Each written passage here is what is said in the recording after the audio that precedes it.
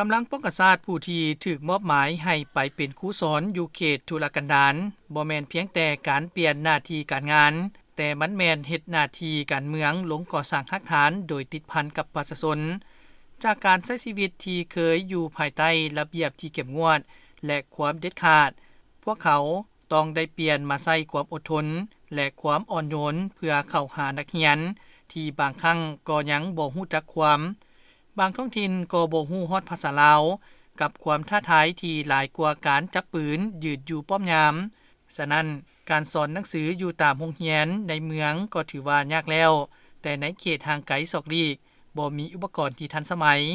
บางครั้งโรงเรียนก็เป็นเพียงตูบหญ้ากระดานเก่าๆนักเรียนก็ขาดแคลนทั้งเสื้อผ้าและอุปกรณ์การเรียนแต่สิ่งเหล่านี้กลับกลายเป็นแรงสุกดันให้ครูทหารผู้ที่จะถูกซับซ้อนไปเฮ็ดหน้าที่นั้นมีความมุ่งมั่นผ่านพาอุปสรรคเพื่อจะพาเด็กน้อยในเขตชนบทได้ร่ำเรียนและกลายเป็นอนาคตของชาติจุดประสงค์ในการจัดตั้งฝึกอบรมวิชาครูให้พนักงานนักรบเพื่อไปช่วยสอนในเขตโรงเรียนห่างไกลซอกลีกเนาะครั้งนี้แม่น1เพื่อยกสูงระดับวิชาชีพครูให้นายและพลทหารให้มีความรู้ความสามารถในการสิสอนยกสูงคุณภาพในการสิสอนให้มีความสำนิสำนานถูกต้องตามหลักการวิชาครูเพื่อนำไปสิสอนให้แก่หลาน้อยนักเรียนอยู่เขตชนบทห่างไกลซอกลีกอันที่2ภายหลังฝึกอบรมสำเร็จแล้วแต่ละคนให้ฮู้ธรรมเนียมครูฮู้วิชาครูฮู้สร้างแผนการสอนฮู้บัดก้าวขึ้นห้องดำเนินการสอนการส่งความรู้การแต่งบทสอนและอื่นที่พัวพันถึงการเรียนการสอนก่อนหน้านั้นก็ถือว่าได้เปิดฝึกอบรมมาแล้ว3ครั้งนอกจากนั้นเนาะก็ยังได้รับครูอาสาเนาะเข้ามาเป็นกำลังป้องกันศาลเฮานี้จำนวน 2,000 ตัวเลขอยู่ใน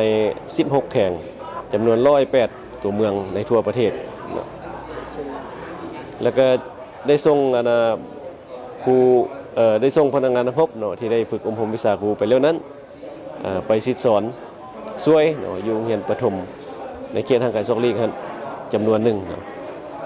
การที่ทหารผันตัวมาเป็นครูหรือถูกส่งไปเฮ็ดหน้าที่สอนหนังสือโดยเฉพาะในเขตห่างไกลซอกลีกแม่นประสบการณ์ที่มีความหมายลึกซึ้งและเต็มไปด้วยความรู้สึกที่หลากหลาย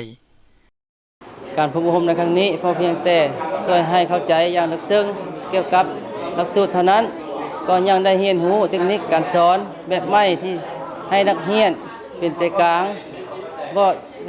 นำใช้ชื่อการสอนที่ทันสมัยบรรยากาศในห้องเบิกบานม่วนซื่นนอกนั้นยังนำเอาความรู้ประสบการณ์ในครั้งนี้ไปมูลใช้เข้าในการสิสอนในโครงเขต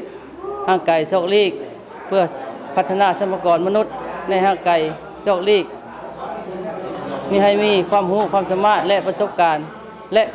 ให้เป็นคนดีในสังคมทหารที่ไปเป็นครูแม่นสัญลักษณ์ของการเสียสละที่บ่มีขีดจำกัดเป็นทั้งนักรบผู้ปกครองและวิศวกรทางปัญญาผู้สร้างคนบ่ว่าสถานภาพจะเปลี่ยนไปแนวใด